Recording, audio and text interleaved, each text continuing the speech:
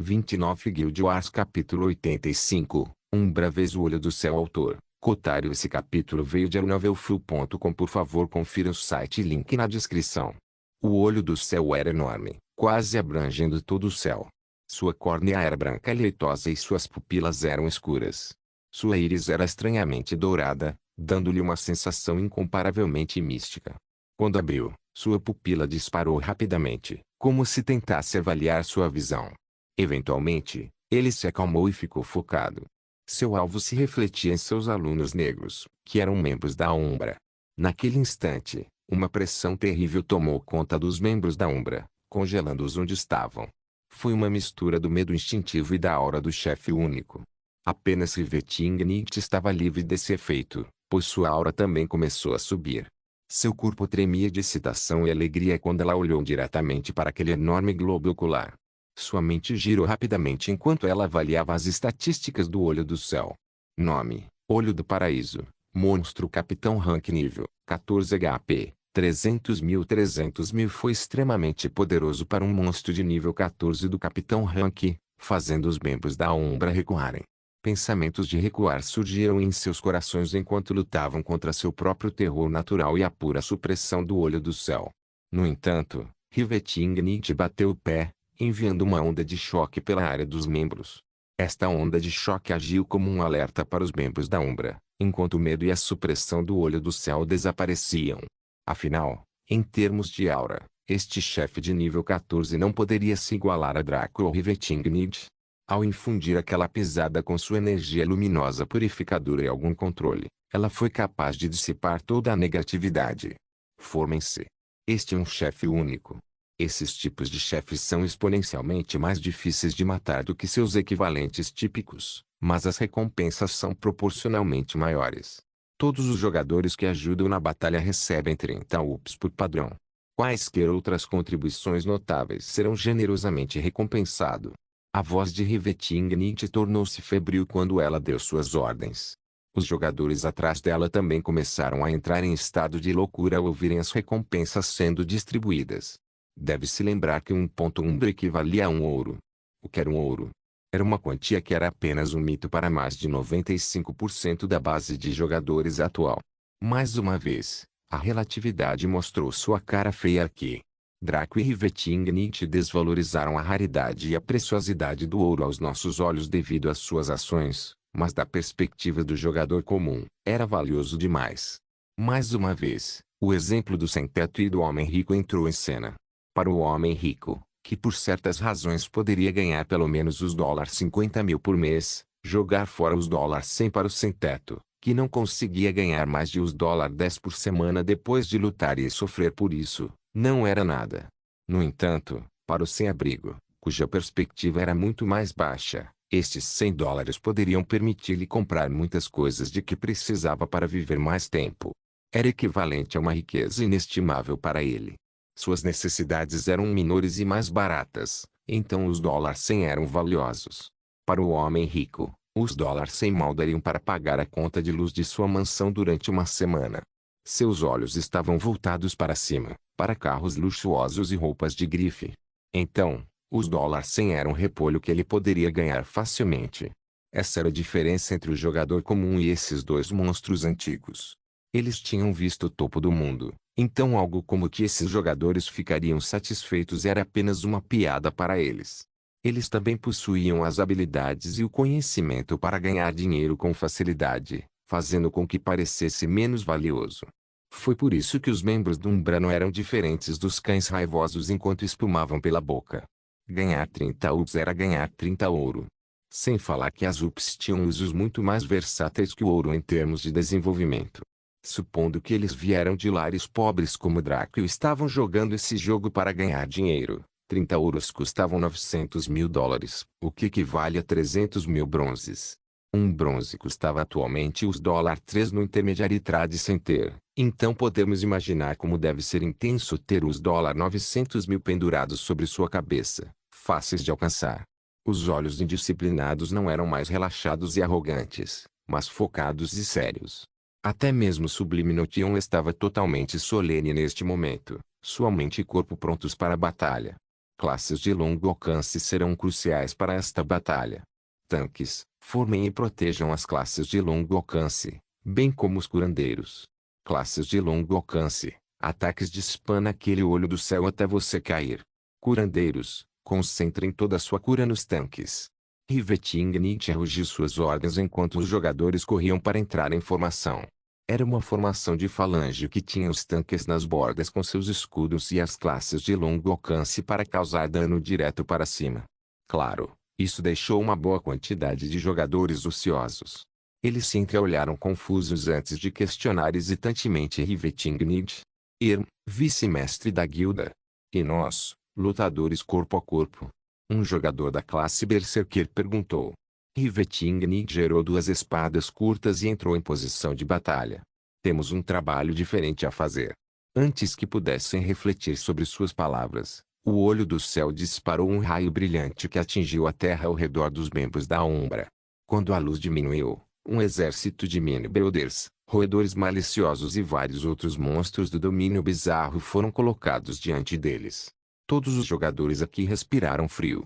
Ficou claro que os jogadores corpo a corpo não seriam capazes de relaxar nessa luta. Na verdade, pode-se dizer que o trabalho deles era o mais difícil, e foi por isso que Riveting Nietzsche escolheu ajudá-los em vez de usar ataques à distância. Lutar.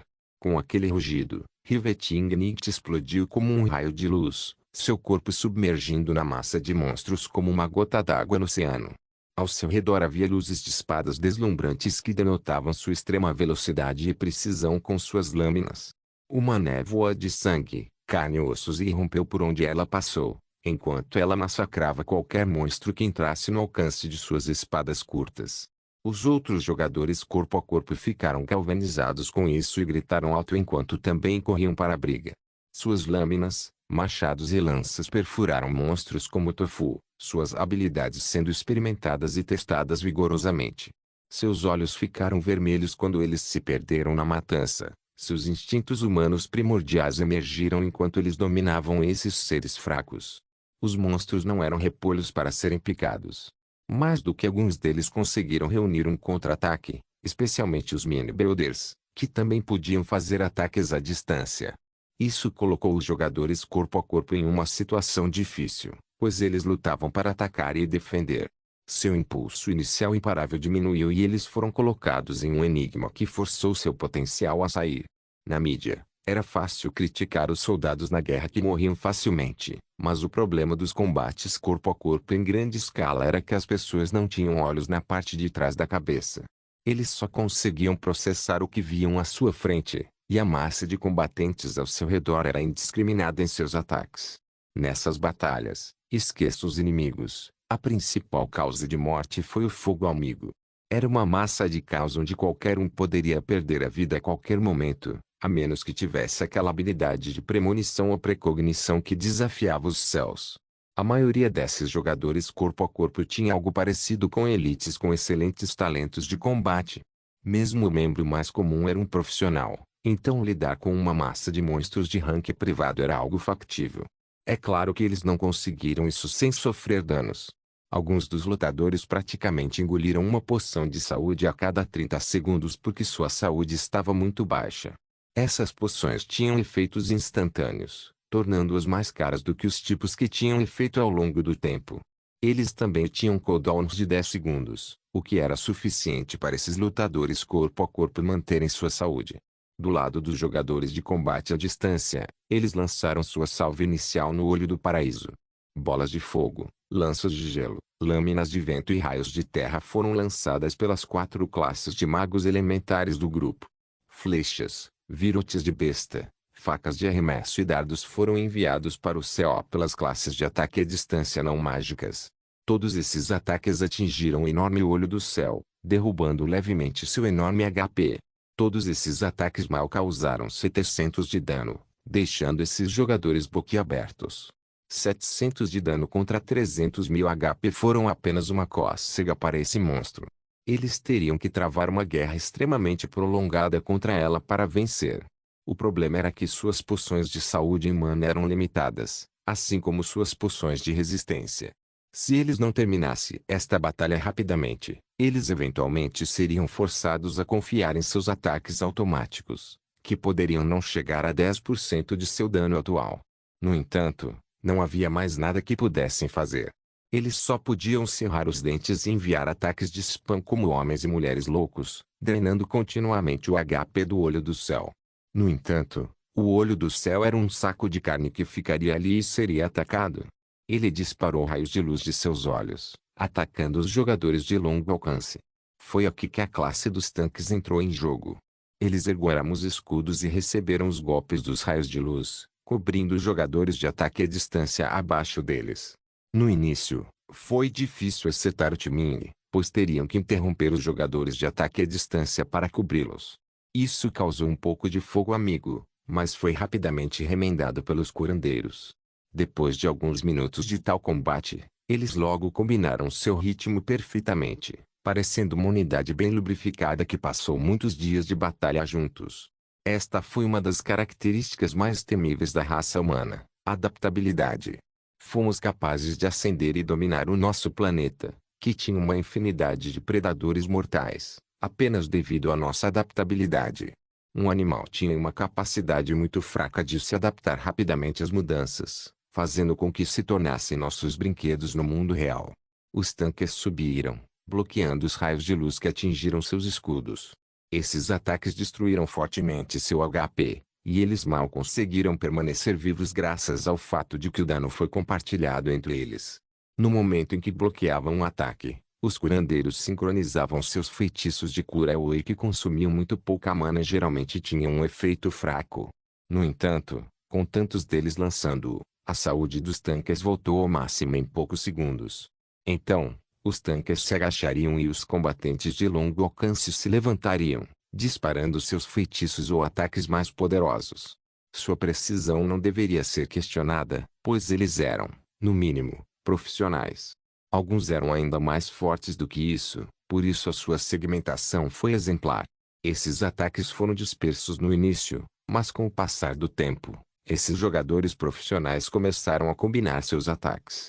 Os piromantes atirariam suas bolas de fogo de tal forma que suas trajetórias se alinhariam, permitindo que esses feitiços se fundissem e subissem em um rank. A mesma coisa aconteceu com todas as outras classes mágicas. Quanto às classes não mágicas, a fusão era mais fácil de falar do que fazer. No entanto, suas armas eram pontiagudas e tinham um poder perfurante extremo. O que eles fizeram foi mirar todos os tiros em um único ponto. À medida que cada acerto se somava a outro, os números de dano que eram pretos ficavam cada vez mais vermelhos, sinalizando que estavam recebendo críticos. Desde a primeira salva que causou apenas 700 de dano, eles agora estavam facilmente eliminando mais de 3.000 de dano por salva. Como cada salva demorava cerca de 3 segundos devido ao contra-ataque do Olho do Paraíso e a defesa dos tanques, isso significava que eles precisavam de 300 segundos para matar esse chefe. Foram apenas 5 minutos. Comparado com a maioria das guildas que levaram mais de 2 horas para eliminar um chefe normal, apenas 5 minutos foram exemplares. Especialmente porque eles estavam lutando contra um chefe único. Na verdade, a reunião de jogadores em uma guilda foi contra a vontade dos céus. Uma guilda normal teria um único profissional, alguns semi-profissionais e principalmente jogadores medianos e acima da média. Para efeitos de comparação, vamos chamar os jogadores médios de soldados rasos, os jogadores acima da média como especialistas, os semi-profissionais como sargentos, os profissionais como tenentes, as elites como capitães, os especialistas como majores, as lendas como coronéis e os jogadores de nível divino como generais. Em um exército de 100 pessoas composto por um sargento, alguns especialistas e o restante sendo soldados rasos, movendo-se para derrotar uma fortaleza gigante que era tão forte quanto um capitão, eles lutariam para ter sucesso. Eles teriam que fazer todos os esforços e lutar até a morte durante um longo período de tempo para vencer. Isso representava uma guilda de nível comum lutando contra um chefe de masmorra normal. Num exército de 100 homens composto por um capitão, alguns tenentes, uma boa quantidade de sargentos e os demais especialistas, lutar contra essa mesma fortaleza seria muito mais fácil, com baixo consumo de tempo e energia. Isso representou uma proeza das guildas de nível raro. Porém, para o atual time de 100 homens da Umbra, Era melhor dizer que eles tinham um general, 2 coronéis, 42 majores e 55 capitães. Tentar compará-los na mesma escala dos exemplos mencionados acima, ao enfrentar inimigos do mesmo nível, foi uma total tolice. No entanto, embora o Olho do Céu tenha sido listado como capitão, usando a escala anterior, ele seria classificado como major. Derrotar foi possível para este grupo de jogadores, mas fazê-lo facilmente foi simplesmente ingenuidade. Eles teriam que colocar mais do que apenas esse esforço, caso contrário as 5 guildas divinas teriam matado os chefes únicos facilmente. O Olho do Céu tremeu fortemente, quase derrubando todos enquanto os tremores da terra e do céu os cercavam.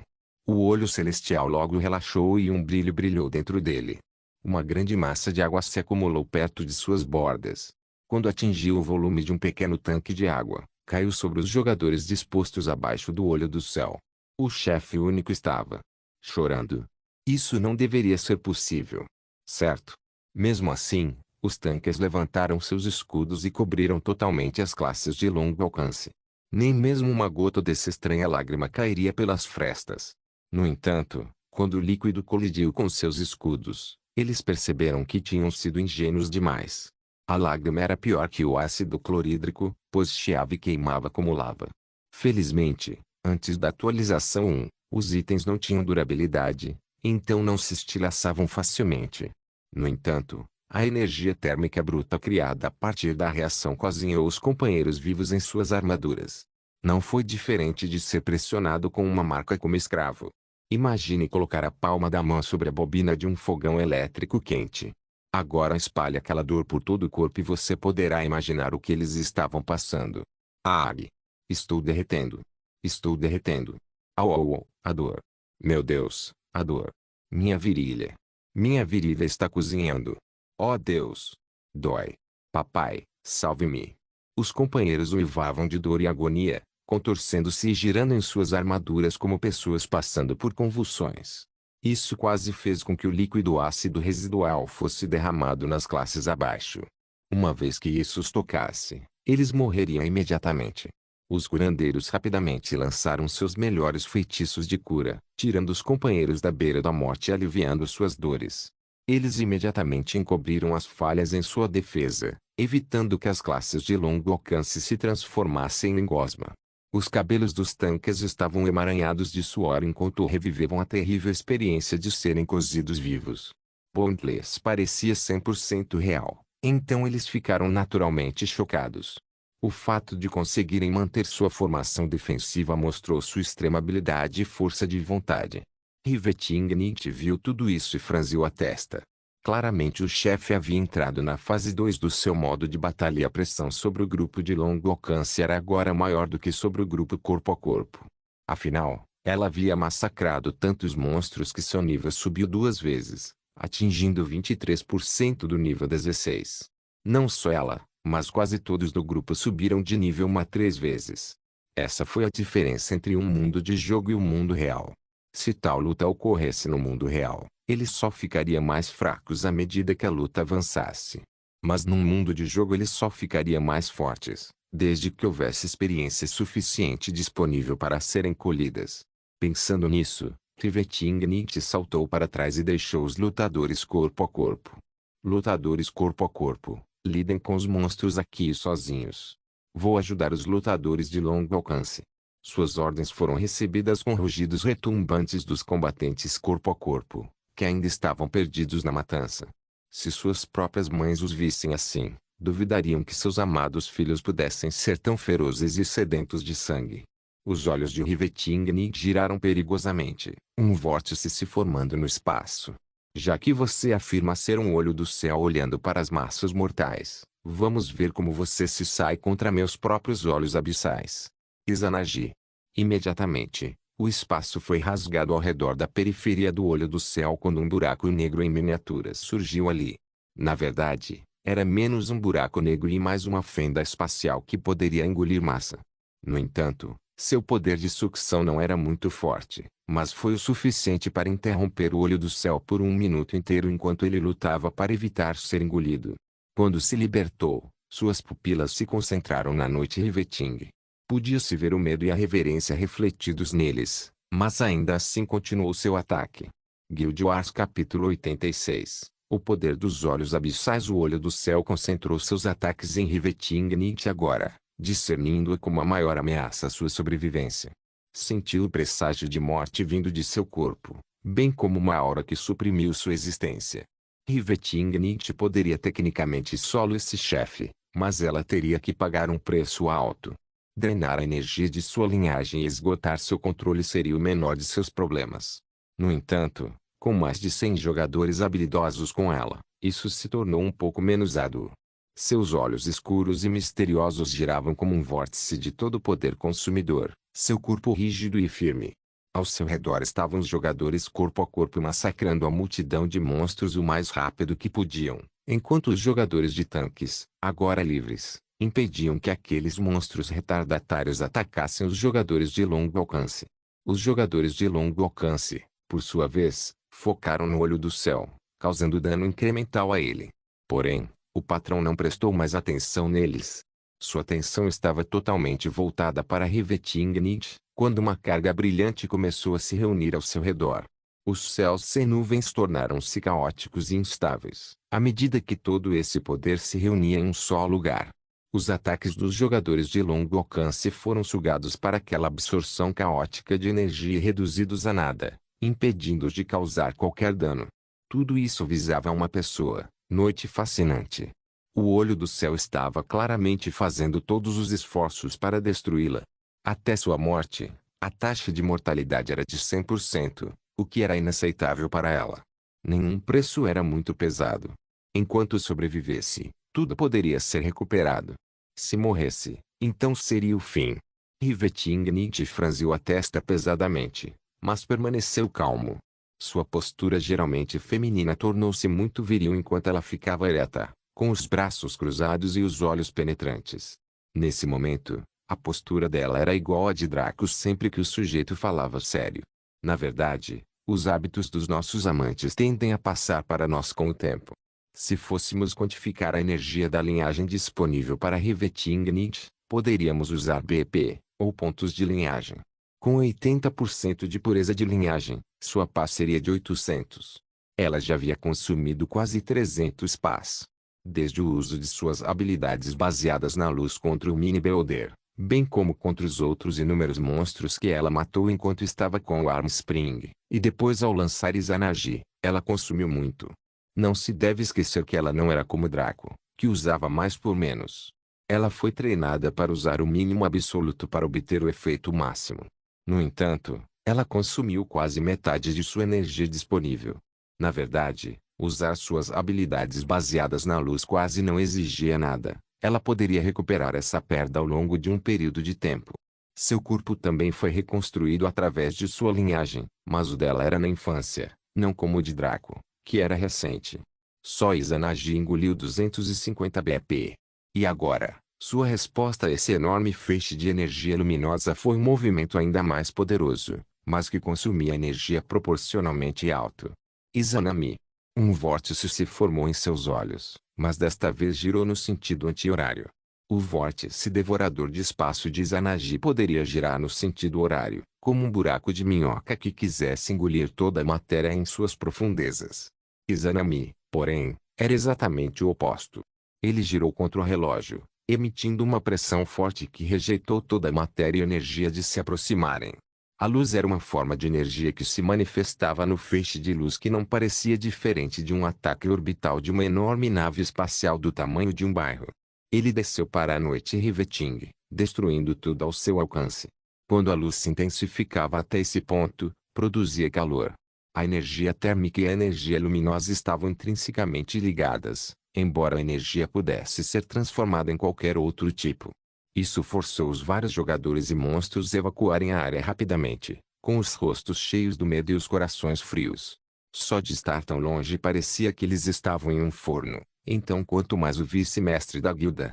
O comportamento geralmente brincalhão de Sublime Notion mudou rapidamente quando ela sentiu medo. Ela tomou Riveting Nietzsche como sua irmã de vida, o que significa que elas eram mais próximas do que qualquer outra pessoa. Saber que ela estava enfrentando tal força a deixou preocupada. No entanto, Sublime não era criança. Ela não gritou nem correu para salvar a noite Riveting. O primeiro apenas a distrairia e o segundo apenas a sobrecarregaria. Em vez disso, ela olhou diretamente para Riveting e viu sua pose firme e inflexível. Quando ela viu isso, ela relaxou.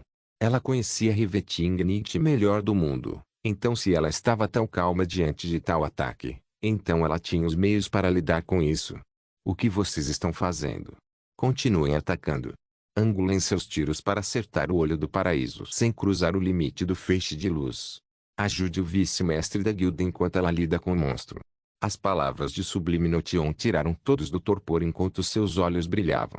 Eles imediatamente retomaram o ataque ao olho do céu, fazendo com que a trajetória de seus projéteis evitasse que o feixe de luz atingisse o grande olho do céu.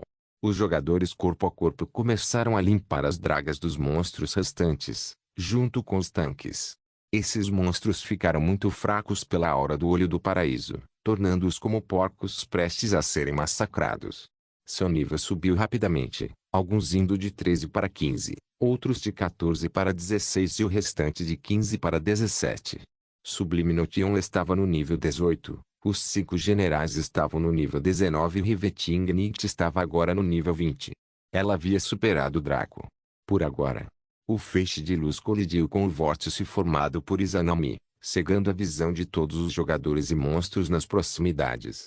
Um estrondo retumbante ecoou quando este poderoso feixe de energia colidiu com uma massa que era essencialmente um buraco negro reverso ligeiramente fraco. A energia não poderia ser destruída. Só poderia ser transformado em outras formas de energia. O feixe de luz foi quebrado e girou no sentido anti-horário, delineando o vórtice invisível que Izanami criou. Visualmente, parecia que uma pequena galáxia branca, a Via Láctea, girava lentamente acima da cabeça de Riveting. A energia luminosa foi misturada ao vórtice incolor, criando um fenômeno etéreo. Quer fossem os jogadores ou os monstros, ambas as partes pararam em seus passos ao verem essa visão, suas mentes congeladas pela majestade absoluta. Riveting estava sob esse vórtice, e a luz brilhante iluminava o interior de seu capuz sempre escuro. Nenhum dos jogadores podia vê-lo lá, é claro, mas o olho do céu podia. Quando isso aconteceu, tremeu muito, como se tivesse contemplado a própria fonte do céu e não pudesse compreender o que tinha visto. A aura do corpo de Riveting tomou conta dos jogadores e, juntamente com os fenômenos acima dela, gerou um título em seus corações, seja voluntária ou involuntariamente. Deusa. Uma deusa da luz. Noite rebitante e focada. Com um grito baixo, ela consumiu 100 BPs para lançar outra técnica do olho abissal. Junto com o custo de 350 BP de Izanami, ela mal tinha 50 BP restantes. Regenerar isso rapidamente exigiria alguns goles de Nosmotes de primeira série, então ela foi tecnicamente incapaz de usar técnicas de linhagem por um curto período, provavelmente até sua próxima batalha. Ela teve que esperar que ele se regenerasse se não quisesse sair e engolir Nosmotes como se fossem água. A partir de 15 anos no Boundless, todos os membros do Lineages que estiveram no jogo especularam que existiam poções ou materiais que poderiam atuar como Nosmotes e revitalizar sua energia de linhagem fora de sua regeneração natural. No entanto, a fórmula exata ainda não havia sido obtida, embora tivessem chegado desesperadamente perto.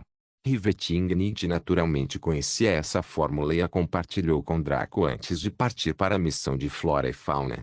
Ele havia prometido fazer pesquisas sobre isso e ver se conseguiria concluí-lo. Riveting reuniu todos eles neste ataque pesado e disparou. Susanou. Bang. Uma onda de choque rompeu e soprou toda a poeira da área, empurrando levemente os jogadores e monstros terrestres. A massa acumulada de energia luminosa que estava presa no vórtice de Izanami ficou imóvel e depois começou a coalescer rapidamente. Formava uma lâmina afiada de luz que se estendia por quase toda a área quadrada, possuindo um comprimento não inferior a 300 metros. Esta lâmina de luz brilhou intensamente enquanto vibrava com um vibrato agudo. A luz captada pelo Susanoo não era como a luz captada por Izanami. Embora ambos usassem a mesma fonte de energia, a de Izanami era um tanto gentil e agradável de se olhar.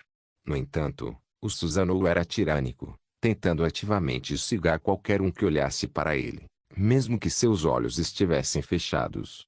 Vários jogadores gritaram de dor ao fecharem as pálpebras.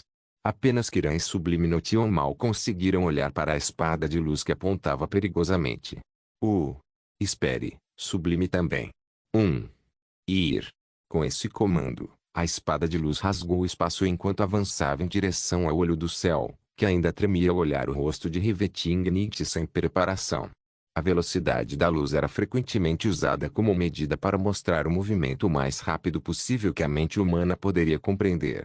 Quando o feixe de luz foi disparado, ele se moveu a uma velocidade lenta e perceptível, como uma pedra sendo atirada por um ser humano comum.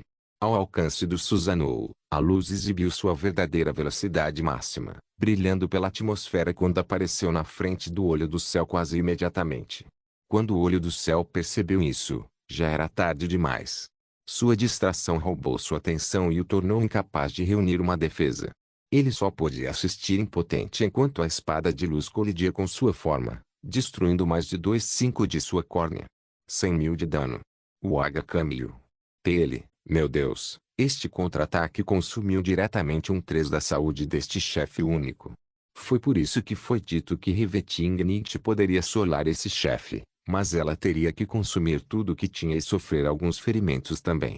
Na verdade, vários fatores contribuíram para isso. A primeira foi que o olho do céu teve uma péssima sorte. Sua propriedade principal, que era leve, era o domínio da linhagem Amaterasu. Era como um cachorrinho tentando uivar um lobo.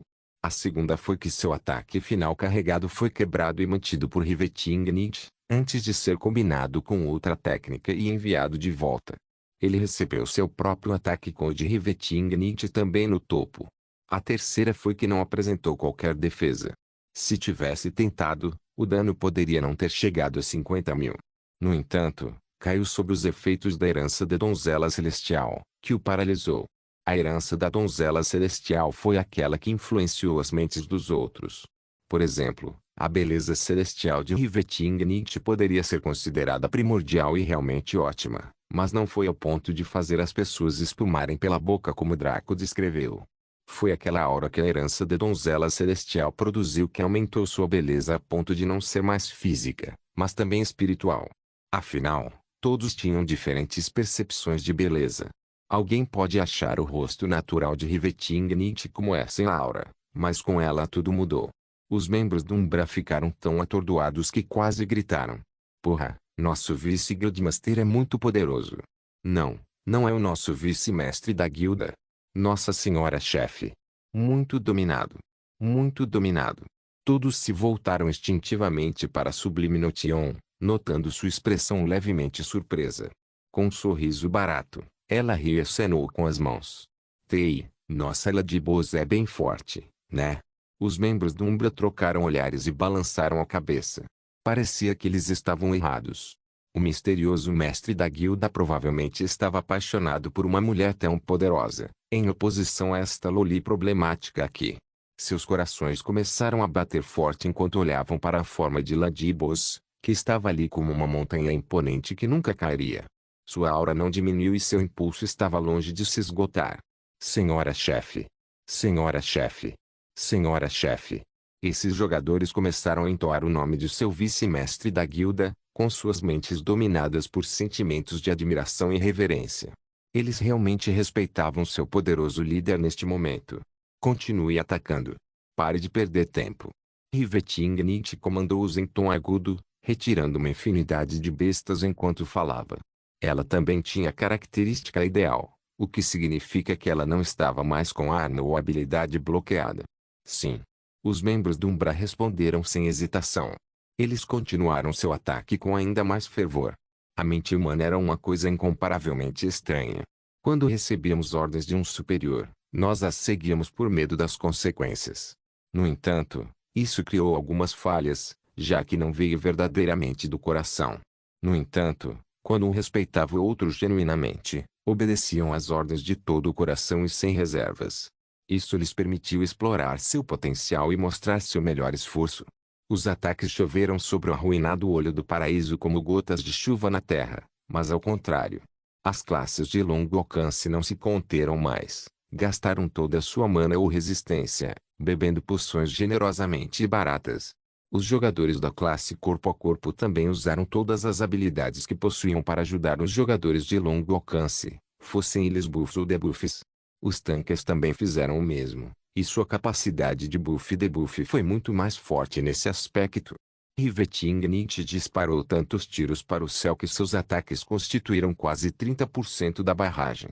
Uma mulher enviou um 3 dos projéteis que uma equipe de mais de 30 pessoas disparou.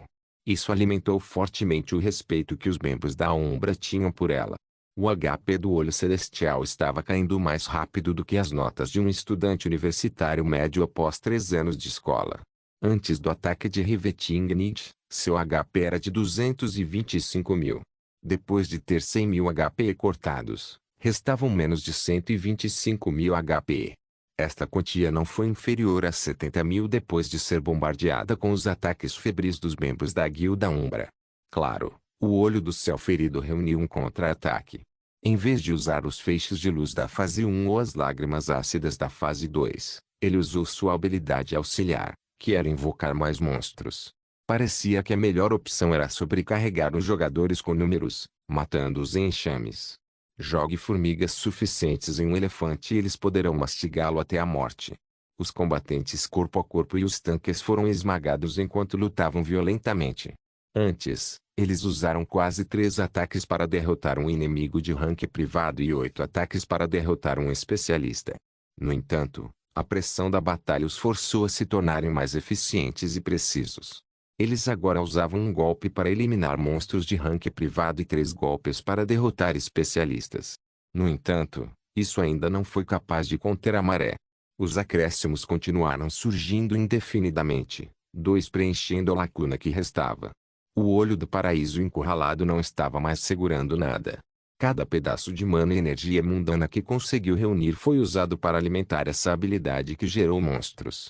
Rivetingnicht permaneceu indiferente ao sofrimento de seus companheiros de guilda e o mesmo poderia ser dito dos jogadores de longo alcance. Onde a batalha havia chegado atualmente era um ponto de ebulição. Ou eles venceram ou morreram, e isso vale para ambos os lados. Se o grupo de jogadores sofresse uma eliminação, eles perderiam a batalha. A menos que Ladybos conseguisse causar uma reviravolta, o que ela poderia fazer, eles seriam os perdedores finais. No entanto, Ladybos fazendo isso lhe custaria muito. No caso de uma falha, eles perderiam esse chefe para sempre. Para o Olho do Céu, se não lutasse até o último suspiro, seria destruído. Contanto que pudesse matar todos eles, poderia escapar deste conflito. Rivetingnicht despejou tudo em sua rápida barragem de fogo, consistindo de flechas de besta e um dilúvio de facas de arremesso. Sua produção de dano foi de pelo menos 3.000 por segundo, o que foi mais de 3 vezes a primeira produção das classes de longo alcance. Em questão de segundos, o chefe HP começou a despencar para o vermelho. 30%, 25%, 15%, 10%, 5%, 3%, 1%. Quando estava em suas últimas forças, Rivetingnicht rugiu e usou o que restava de sua energia de linhagem para disparar um feixe de luz nítida. Não foi tão poderoso quanto Susanoo, mas foi mais que suficiente para arrancar o último pedaço de saúde que o chefe tinha. Com um forte tremor que sacudiu a terra e o ar, o Olho do Céu fechou lentamente enquanto o sangue escorria de suas bordas, sua forma começando a desmoronar e desaparecer. Os monstros que atacavam os jogadores gritaram em agonia enquanto desmoronavam também, transformando-se em pó. Do Olho do Céu veio uma miríade de itens que caíram dos céus. Antes que alguém pudesse comemorar ou mesmo avaliar quais benefícios haviam adquirido após uma luta tão cansativa, um anúncio apareceu com grande alarde. Anúncio regional do Reino de Sturgeven. Parabéns Guilda, por ser a primeira guilda a derrotar um boss único. Este é um elogio retumbante que ecoará no hall da fama durante séculos. A reputação aumentou em 15.000.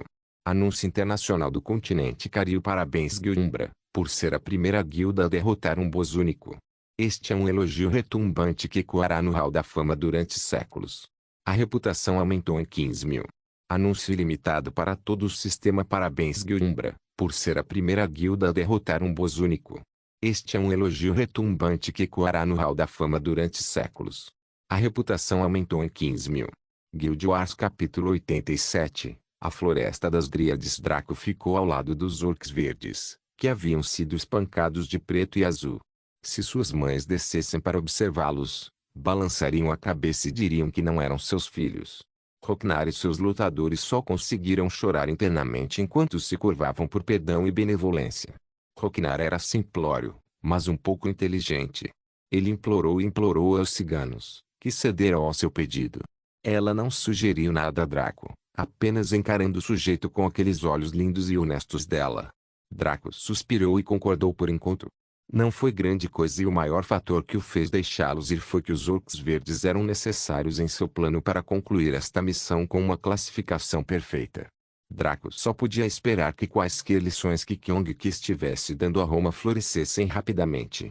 Sua gentileza era ótima, mas só funcionava quando ela se voltava para ele ou seus entes queridos. Para outros, ela deveria mostrar a personalidade que cultivou devido às suas artes místicas. Um comportamento frio e insensível que ameaçava a morte se chegassem muito perto. Relatório. Draco perguntou friamente a Roknar. O sujeito foi rápido em responder. Antes de você chegar, havíamos eliminado continuamente ondas de inimigos, espalhando-nos cada vez mais enquanto lutávamos. Deixando de lado suas tolices, os orcs verdes mereciam elogios. Enquanto os ciganos avançavam e defendiam seu território e os elfos da floresta cuidadosamente se engajavam na guerra de guerrilha, eles enfrentavam seus inimigos de frente e os matavam a ponto de se aventurarem muito longe. Draco só pôde fazer alguns comentários superficiais antes de afastar Home e Kyong-ki. Para onde vamos agora, irmão Draco? Kyong-ki perguntou languidamente, enquanto avançava. Vamos para a Floresta das Dríades. Draco afirmou com um pouco de hesitação. Kyong-ki e Roma ficaram surpresos, especialmente Roma. A preocupação emanava dele em ondas, sua boca abrindo e fechando enquanto ela queria dizer muitas coisas. Na verdade, as Dríades não eram más ou maliciosas. Na verdade, pode-se dizer que foram extremamente acolhedores.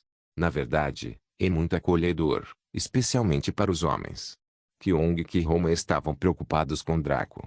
Afinal, Draco era literalmente uma isca fatal para qualquer mulher que achasse os homens sexualmente atraentes.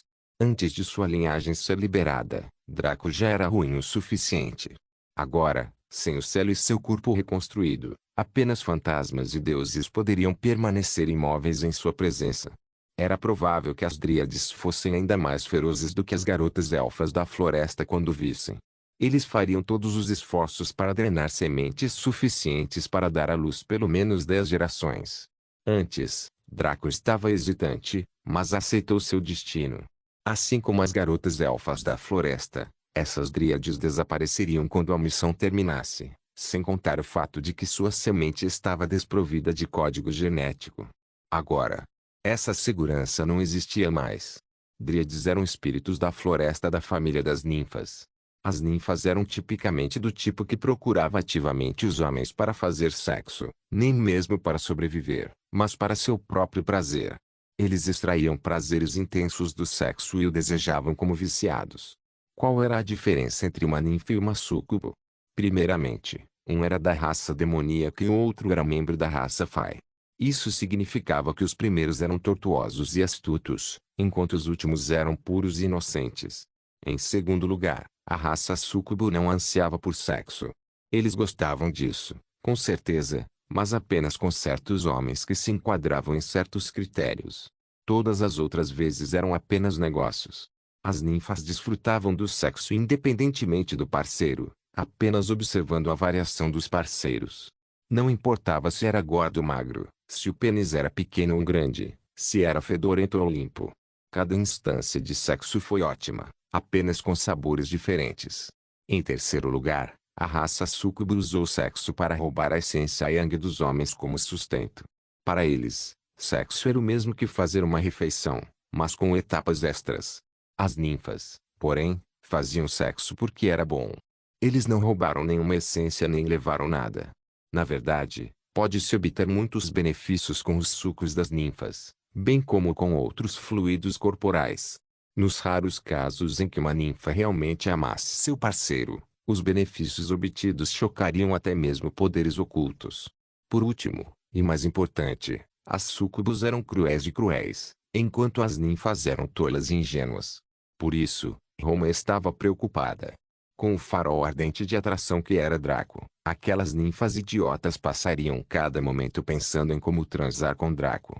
Se ele fechasse os olhos por um segundo, poderia se ver pressionado por uma onda de dríades que lutavam para colocar seu membro nelas. Uma vida verdadeiramente eufórica, hein? Simplesmente ingênuo.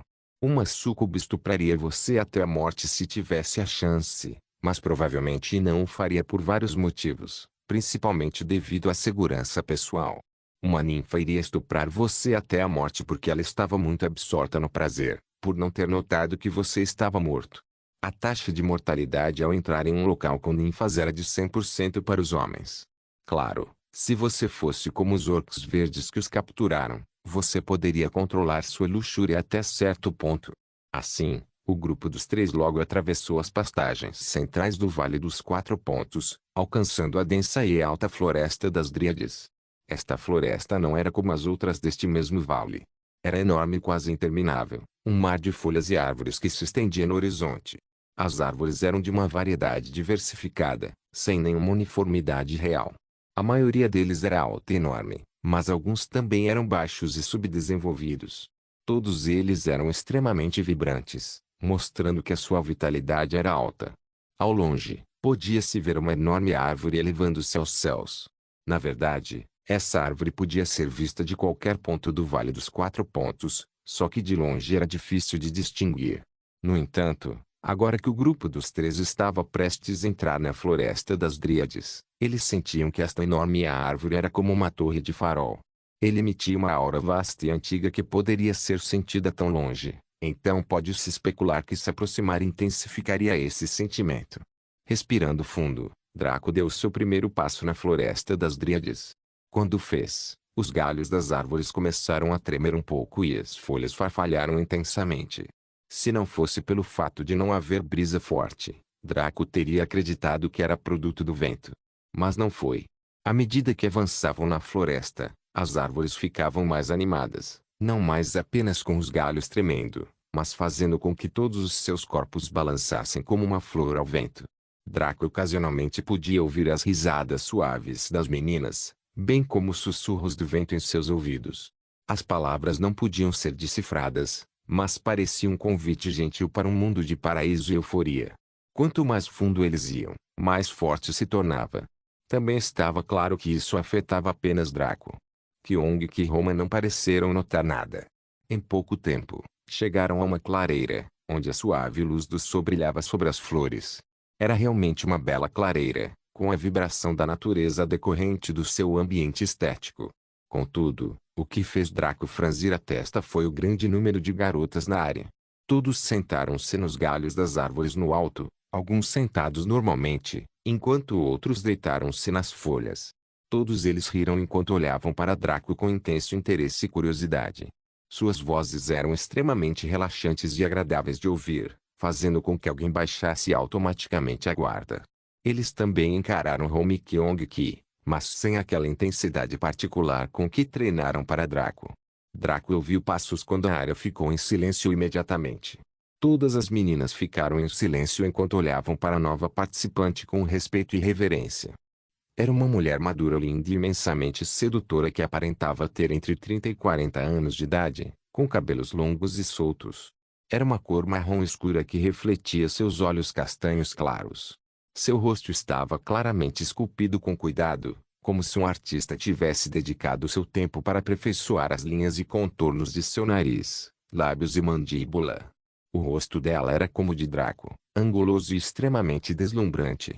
A maioria das dríades compartilhava a mesma aparência, e facilmente se pensaria que eram clones umas das outras. As únicas diferenças estavam no tom de pele, na personalidade e em pequenas diferenças físicas que os diferenciavam. Nenhuma delas parecia ter mais de 20 anos, a maioria delas parecendo meninas entre 16 e 18 anos.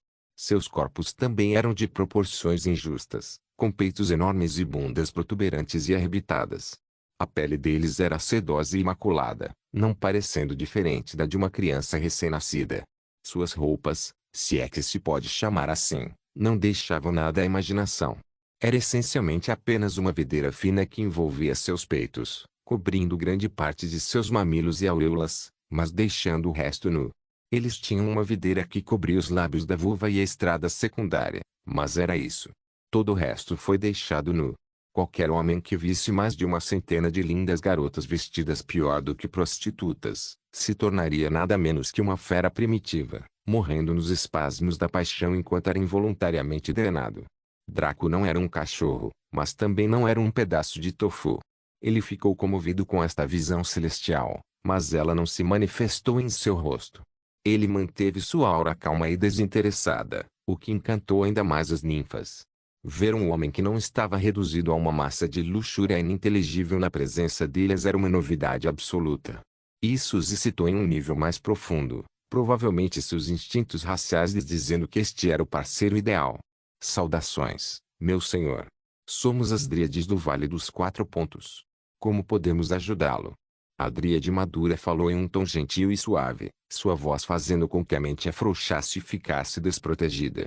Não foi nada mágico nem místico, mas apenas a resposta natural a uma voz adorável. Draco cruzou os braços e falou sem emoção. Meu nome é Draco, sem sobrenome. Sou representante do Duque de Fast, aqui para reprimir a invasão parasitária que o está preocupando Vale Four Point. As Dríades ficaram surpresas quando ouviram sua introdução. Claramente, esse sujeito era alguém de suma importância, a quem eles não podiam ofender nem um pouco. Pensando nisso, suas posturas lúdicas sentadas tornaram-se mais respeitosas, como crianças sendo colocadas diante de seus pais. A Dríade madura também ficou um pouco assustada, mas sorriu e curvou-se ligeiramente. Ah, então é Lord Draco. Meu nome é Asa. Eu sou a atual rainha das Dríades. Asa se apresentou com um sorriso, sua graciosidade ligeiramente arruinada pelo enorme peito balançando. Ela estava vestida de forma semelhante às outras Dríades, tornando extremamente difícil colocar os olhos em qualquer lugar decente. Com seu comportamento nobre e roupas precárias, Draco não tinha certeza de como tratar exatamente esta rainha. Dê-me um relatório sobre a situação do seu povo desde o surto dos parasitas. Draco perguntou estoicamente. Claro. Se Lord Draco me seguir, podemos discutir isso em uma área mais privada. Asa sugeriu com um gesto. Draco sentiu como se estivesse sendo levado para dentro da panela, mas não havia necessidade de dar um tapa na cara de uma pessoa que estava sendo legal. Lidere o caminho. Claro, Draco certificou-se de que Home e Kyong que estivessem por perto, para que ele pudesse permanecer seguro. Mesmo com seu status tão alto, não se sabia se as Dríades arriscariam tudo para devastá-lo ou não. O grupo dos três foi levado mais fundo na floresta. Sua jornada os levou para perto da grande árvore que se elevava aos céus. Sua aura começou a inundá-los, não exatamente causando desconforto, mas também não sendo fácil de suportar. Enquanto o grupo caminhava, eles não perceberam que um par de olhos apareceu em uma das muitas árvores da floresta. Na verdade, esta árvore não parecia nada de especial e sua aura era silenciosa e perfeita. Podia-se ver que aqueles olhos eram imperiosos e desdenhosos de tudo que estava abaixo dos céus, exceto de si mesmo, pressionando aqueles que olhavam para eles a se curvarem. King observou o Draco passar, sua mente quieta e sua aura bloqueada. Ele observou o sujeito como uma pessoa observaria uma víbora, seus instintos gritando morte e desaparecimento do corpo de Draco. Não houve suspense. Se fosse descoberto pelo sujeito, tudo o que o esperava era a morte. Foi por isso que o arrogante Ultimasunti ficou tão quieto, como um inseto se escondendo de uma aranha. Quando o sujeito passou, King não relaxou nem por um segundo. Ele manteve sua vigilância até que mais de 3 minutos se passaram, antes de relaxar consideravelmente. King se sentiu cansado e desconfortável. Um Ultimasunti, um ser perfeito como ele, foi obrigado a se esconder como um rato na frente de uma cobra por causa deste humano. Foi uma vergonha para sua herança e seu destino. Ele sentiu uma onda de ódio por Draco, tudo porque ele o fez sentir um medo primitivo. Mas foi uma reação normal, pois depois do medo veio a raiva. Ele lentamente começou a escapar da floresta das Dríades, que ele havia feito seu lar à força nos últimos dias enquanto se fortalecia. Agora, sua força estava muito longe do estado lamentável que estava antes, mas ainda era incapaz de se comparar à força que Draco possuía. Draco. Vou lembrar desse nome. O primeiro ser vivo que me fez fugir como um cachorro. King rangeu os dentes ao pensar nisso, mas seus olhos ficaram mais frios. Por enquanto, ele estava no escuro enquanto o sujeito estava na luz. Ele precisava ter certeza de que seus movimentos estavam escondidos de Draco enquanto ele reunia forças o mais rápido possível. O próprio Draco parou e virou-se na direção em que King estava fugindo, fazendo o Ultimaçunte congelar de medo. Eu fui encontrado. Os olhos de Draco se estreitaram enquanto ele examinava a área, sentindo que algo estava errado. O que há de errado, Lord Draco? Aiza perguntou curiosamente. Havia algo que não era do seu agrado? Draco respondeu em um tom leve. Nada, só sinto que algo está errado. Em vez de sair, Draco ficou imóvel e examinou a área repetidas vezes. Ele confiava em seus instintos mais do que qualquer outra coisa, pois foram eles que o transformaram de um pedaço de merda covarde no talento número 1 sob o céu. Na verdade, não era ele, mas o dragão negro. Geralmente dormia na região da alma, mas havia acordado e transmitia um sentimento de intensa suspeita. O fato é que o estado de ser da raça Ultimaçunte era muito elevado, muito mais elevado do que qualquer outro organismo vivo. Mesmo que Draco e King fossem do mesmo posto, os olhos de Kaelo não conseguiram detectá-lo. A habilidade passiva de King, Ultimate Stealth, tornou inútil o controle passivo de Draco, assim como seus sentidos. Nem ele, nem Roma, nem mesmo o chefe mundial Kyong que foi capaz de sentir sua presença. A única maneira de quebrar essa habilidade era possuir um estado de ser superior ao da raça Ultimaçunte, ou usar a habilidade de ver através dos olhos de Kaelo. No entanto, naquele breve instante em que King liberou suas emoções negativas, Draco e o Dragão Negro sentiram isso. Eles sentiram um intenso sentimento de ódio dirigido a eles em particular, o que era raro. Não havia nada que possuísse a habilidade de se esconder dos olhos de Kaelo, mas possuísse inteligência suficiente para odiá-lo especificamente. Afinal, a única coisa que ele disse ao entrar na área foi que era o representante do Duque de Fasti que estava aqui para reprimir a invasão parasitária. Olhando para os fatos, se o ódio fosse devido ao seu status de vassalo do Duque, não havia nada que vivesse no Vale dos Quatro Pontos que pudesse escapar dos olhos de Kaelo e dos sentidos de Kyong que juntos que conhecessem ou odiassem o Duque. Ou melhor, não havia nenhuma entidade nesta busca única que se enquadrasse nesse critério. Era possível, mas improvável. A única outra coisa era sua missão de reprimir a invasão parasitária, pela qual apenas um parasita que assola o Vale dos Quatro Pontos o odiaria. Naturalmente não havia parasita que pudesse ter um estado de ser superior ao dele. Ele era pelo menos um dragão negro de classificação suprema. Se houvesse uma classificação para o estado dos seres, o dele seria pelo menos o número 3 ou 4 no geral. Com base em seu amplo conhecimento do Bondless de 15 anos de domínio, bem como no que aprendeu nesta vida, havia apenas uma conclusão que ele poderia deduzir com 70% de confiança. Pensando nisso, seu rosto assumiu um sorriso que não era sorriso e suas palavras ecoaram pela área. Saia, Ultimaçunte. Eu sei que você está aqui, não há necessidade de se esconder como um roedor. Sua voz era provocadora e brincalhona, como um gato batendo em um rato enquanto segura seu rabo. Seu partido ficou surpreso com suas palavras, especialmente Home Kyong que. Se Ultimaçunte estava aqui, como eles não notaram. King, porém, sentiu seu coração gelar quando Draco afirmou que estava ciente de sua presença, mas sua inteligência suprema passiva permitiu-lhe raciocinar que o sujeito estava apenas adivinhando e não o havia fixado. Caso contrário, não haveria necessidade de tal teatro. Ao chegar a essa conclusão, ele se acalmou e começou a avaliar formas de escapar perfeitamente dessa situação. Isso foi até ele ouvir a provocação de Draco. Agora, King possuía inteligência suprema, o que significa que ele poderia perceber que o sujeito estava tentando provocá-lo intencionalmente. No entanto, a inteligência suprema era uma faca de dois gumes. Antes de King se tornar sapiente, ele era uma entidade insensível de apatia e indiferença, vivendo apenas por instinto. Quando ele desenvolveu a consciência, surgiu sua mente poderosa. Junto com isso vieram sua personalidade e emoções. E também, sua maior fraqueza, seu orgulho. King era orgulhoso a níveis abomináveis. Dos 7 pecados capitais, o orgulho era o único que o dominava, e era um domínio completo. A inteligência computacional ou digital era em sua maioria insensível e puramente lógica, como a IA. Contudo, a inteligência sapiente foi seduzida por emoções e preconceitos. Não foi verdadeiramente perfeito. Como tal, Ao ser insultado, King quase perdeu a compostura. Seu desejo de matar irrompeu por uma fração de segundo antes de ele controlá-lo enquanto sua mente poderosa o subjugava bruscamente. No entanto, já era tarde demais. Retirando suas espadas, Draco sorriu sombriamente. Encontrei você. Não se esqueça de deixar o link de se inscrever no canal. Caso queira contribuir de alguma forma com o canal, entre em contato comigo pelo Instagram do canal. O link do Instagram do canal estará na descrição do vídeo.